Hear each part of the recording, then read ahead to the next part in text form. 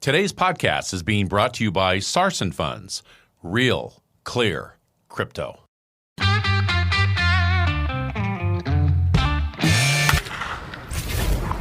Your daily game plan for success. It's Sachs in the Morning. Steve Sachs.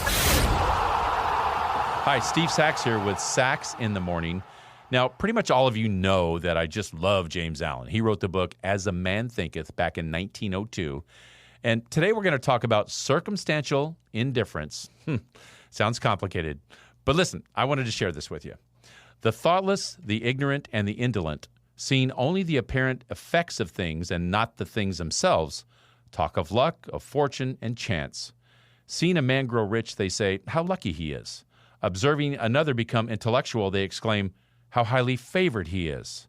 And noting the saintly character and wide influence of another, they remark, how chance aids him at every turn. They don't see the trials and failures and struggles which these people have voluntarily encountered in order to gain their experience, have no knowledge of the sacrifices they've made, of the undaunted efforts they've put forth, or the faith they have exercised, that they might overcome the apparently insurmountable and realize the vision of their heart. They do not know the darkness and the heartaches. They only see the light and joy and call it luck. They don't see the long and arduous journey, but only behold the pleasant goal and call it good fortune. They do not understand the process, but only perceive the result and call it chance. In all human affairs, there are efforts, and there are results, and the strength of the effort is the measure of the result. So, fortunately, I was able to witness a real-life example of this. Don Mattingly was a teammate of mine. He's now the manager of the Miami Marlins. And this guy was the first baseman of the Yankees. He was one of the best players of his generation. In 1989, he had another fabulous year. Unfortunately for the Yankees, our team was bad. We were out of the race 3 weeks before the end of the season. But nonetheless, I came to the stadium on the last day of the season where it really didn't mean anything that game. And I went under the stadium to loosen up a bit.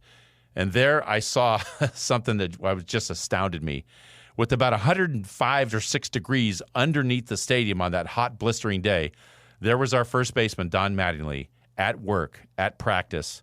It didn't matter that the game meant nothing. It didn't matter that he had a fabulous year already.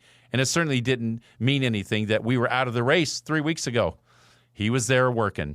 And he comes out of the batting cage with bloody hands from the blisters. He'd been down there about an hour or so, and I couldn't believe the work ethic, the determination, the drive that this man put forward because the circumstances that I mentioned didn't mean a thing.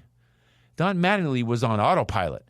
He was there to do what he had done all the time, no matter the circumstances. Absolutely didn't matter. Plain and simple, the circumstances didn't dictate what Don Mattingly would do. Don Mattingly's work ethic and drive is what dictated and made his circumstances as they are and as they are today. What he thought about and his actions dictated his surroundings. So, my question to you is, are you a victim of circumstance?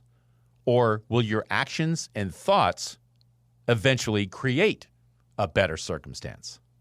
And that's my short for today. Today's podcast was brought to you by Sarson Funds, real, clear crypto. For more information, visit sarsonfunds.com.